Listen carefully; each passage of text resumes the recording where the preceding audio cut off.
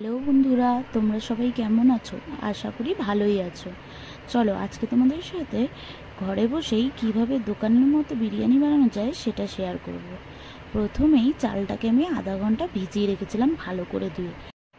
তারপরে তার মধ্যে লবণ, তেজপাতা, গোটা গরম মশলা ও সাদা তেল দিয়ে আমি ভাতটা হতে বসিয়ে দিলাম।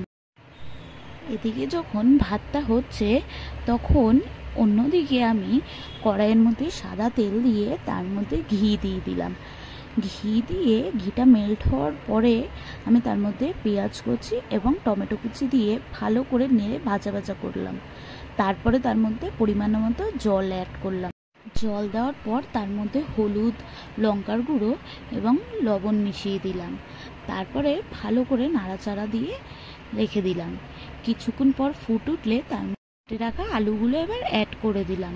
তারপরে ওপর থেকে আদা রসুনের জল দিয়ে দিলাম, যেটাতে খুব ভালো একটা ফ্লেভার আসবে। এইবারে মাংসের মধ্যে আমি লবণ, হলুদ ও লঙ্কার গুঁড়ো দিয়ে ভালো করে মাংসটাকে ম্যারিনেট করে নিলাম। ম্যারিনেট করে মাংসটাকে রেখে দেবো কিছুক্ষণের জন্য। তারপরে অন্যদিকে ততক্ষণে আমাদের আলুগুলোও সিদ্ধ হয়ে যাবে। আলু সিদ্ধ হয়ে গেলে এবার আলুগুলোকে তুলে আলাদা করে নেব। আলুগুলো তুলে আলাদা করে নেওয়ার পর সেই একই ঝোলের মধ্যে মাংসগুলো দিয়ে দেবো, যে মাংসগুলো ম্যারিনেট করে রাখা ছিল। তারপরে ঢাকা দিয়ে দেবো যতক্ষণ পর্যন্ত মাংসগুলো না সেদ্ধ হয়।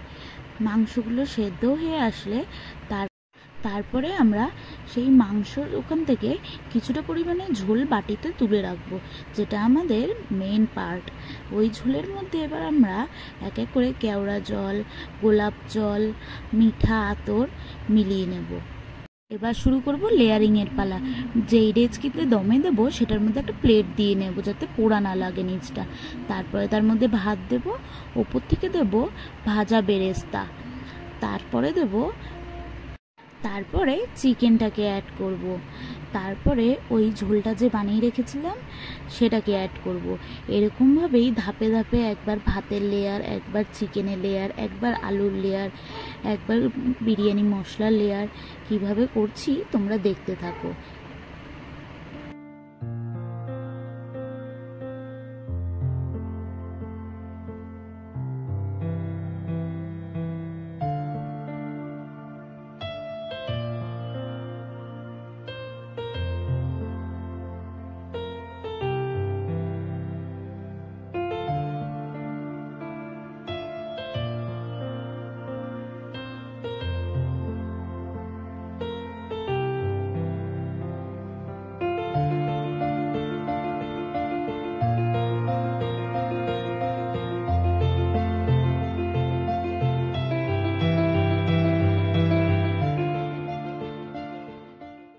সবশেষে এবার আমি ওপর থেকে ঘি ছড়িয়ে দিলাম।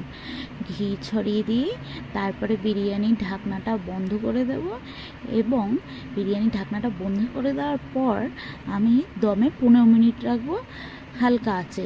তাইলেই আমাদের রেডি বিরিয়ানি, একদম দোকানের স্টাইলে। কিন্তু দোকানের স্টাইল বলতে দোকানের মতনই খেতে হবে। একবার বানিয়ে দেখো বন্ধুরা। ভিডিওটা কেমন লাগলো আমাকে কমেন্টে জানিও। যদি তোমাদের ভালো লাগে একটা লাইক করো, শেয়ার করো। আর এরকম সহজ সহজ লোভনীয় রেসিপি পেতে আমার চ্যানেলটা অবশ্যই সাবস্ক্রাইব করো বন্ধুরা। সাবস্ক্রাইব করে আমার পাশে থেকো। আর যদি কোনো ভুল ত্রুটি হয়ে থাকে নিজের মনে করে মানিয়ে নিও। অসংখ্য ধন্যবাদ বন্ধুরা আমার ভিডিওটা দেখার জন্য।